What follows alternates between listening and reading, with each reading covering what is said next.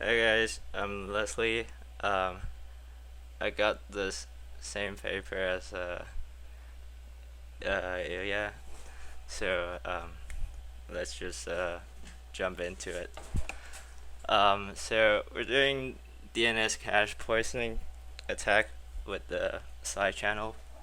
So let's just go over the how DNS attacks goes again. We have a attacker and a resolver, and there's a name server. So the attacker initiated the attack to ask for, let's say, YouTube.com. Say, what's the IP?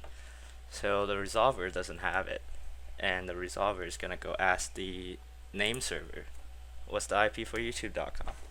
But before the name server could return the IP for YouTube, the attacker then pretend to be the name server and inject an IP of their own. And then this IP gets sent back to the attacker. Oh, it's also cached in the resolver. So this way, when the name server sent back its own IP, it will be dropped by the resolver. So when Alice, our friend Alice, uh, wants to go to YouTube, watch some video, instead of watching any video of her choice, she's getting a Rickroll. Alright, now let's look at a bit of the injection packet that the attacker sent to the resolver. We skipped the IP layer part. We're gonna jump into what's missing here is the ticket ID for the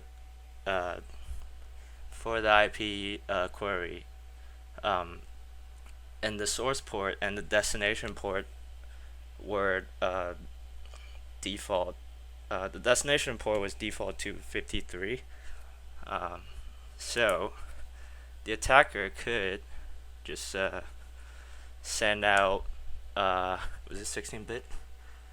Yeah, 16-bit. The attacker could just guess or let's say brute force the ticket ID of the query before the name server could return AIP. 16-bit, that's 30. It's about 65,000 ticket numbers to go through. Okay, so what did they do? They changed it so that the destination port is now random. So instead of 16-bit ticket ID to guess, now the attacker also has a destination port to guess that adds up to 32-bit. It's about 4 billion, about 4 billion.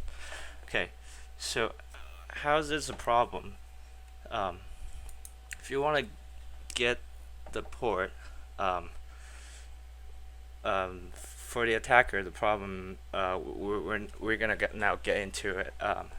So if you want to find the port, right? Some of the basic, if you make a UDP connections with the resolver here, if it's the right port, it gets forwarded to the application. If it's not, it'll get sent back a ICMP error that the port isn't open. So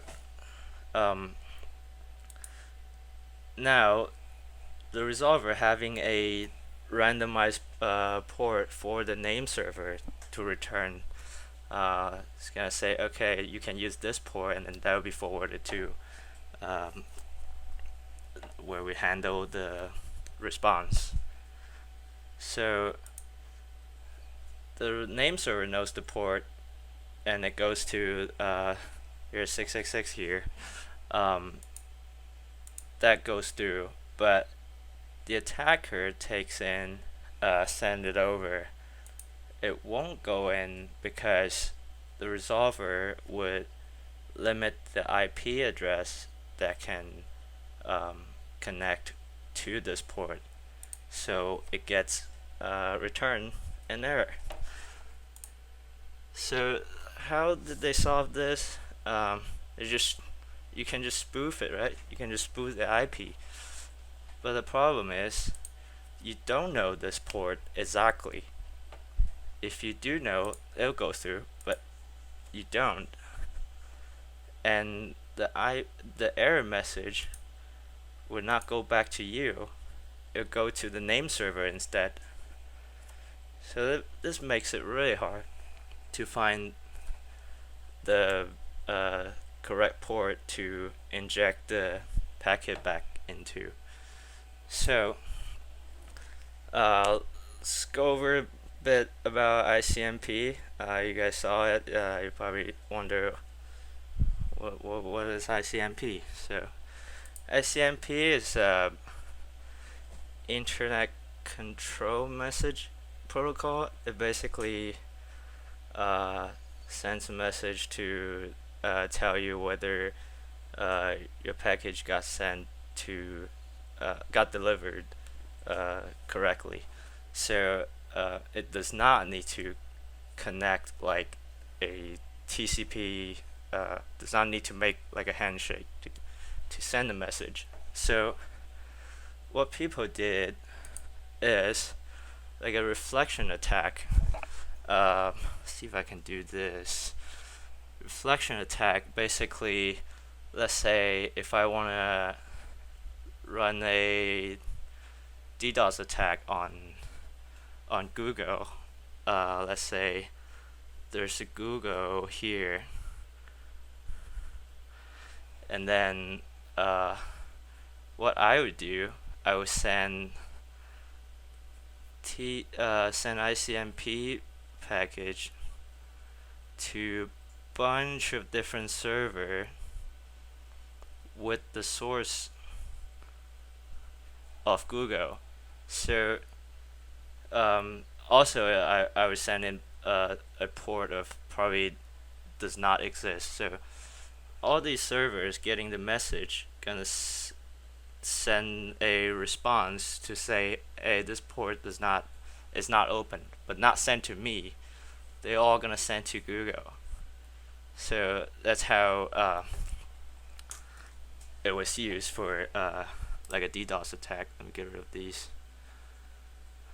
Okay, so what ICMP did was they added a rate limit to a side channel, which will limit how many ICMP message that would be sent out in a certain time frame. So let's say if I reach the limit of this server to send out ICMP message, it won't respond to me. Not only that, it just won't respond to anyone. So and this part of the side channel will be shared by all the IPs, not just me, attacker or anyone, even the namespace server, name server, sorry, will also share this side channel. Okay, so let's get into how to like actually find the port for the injection. So let's say if the limit is 50, I'm trying to find a port. I'm trying 50 port at a time. So let's spoof a 50 probes to the resolver. Okay, 50 spoof, none of them are open. It's sent back to the name server. Because I spoofed the IP. Actually, I spoofed to like I can spoof it to anything actually, but it gets sent back to the name server, and then the limit is reached. Then I send in a verification. Since the limit is reached, nothing will get sent back. So, but if there's one port open, let's say it's the one that the name server uses to return the IP that was queried, I send 50 probes over, sends 49 back. So now if I send a verification over, it's still got one limit left. Then it returned the ICMP error to me. Okay, so how does this help us? We now know there is one port open within this 50 ports that we're looking at. So we can just divide that by half, would do the first 25, like do the same on those, and then do another 25, and then see which part that returns, and then just keep dividing that to find our the one port that we need. So this is how they did with they tested this method on 2 servers. One is at the Tsinghua University. It's an open server that they got permission to test on, and it got like a 5 out of 5 success rate in about 15 minutes. And then the other one is it's like an AWS server. They got to test on, also got permissions, and they got in within like 3 minutes. So does this work in the real world? Yes, it does. There are about 34% of the open resolvers that are vulnerable, and there are like 12 out of 14 of the public ones that are vulnerable, like Google, Cloudflare, you name it. So how do I counter this? How do I defend this? You can use the DNS cookies, which is like extra information that the resolver and the name server that has to verify. It's not very backward compatible, and it's slowly becoming a standard. And you can disable the ICMP port not open replies like altogether, but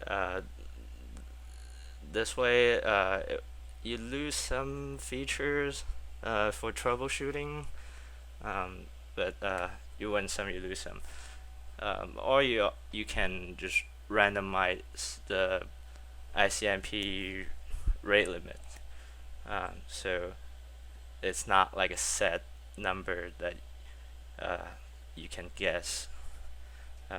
It's like different every time. So, and that's the reference for my presentations, and thank you for your time.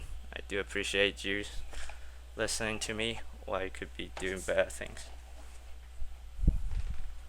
Thank you very much, Leslie. Any questions for Leslie?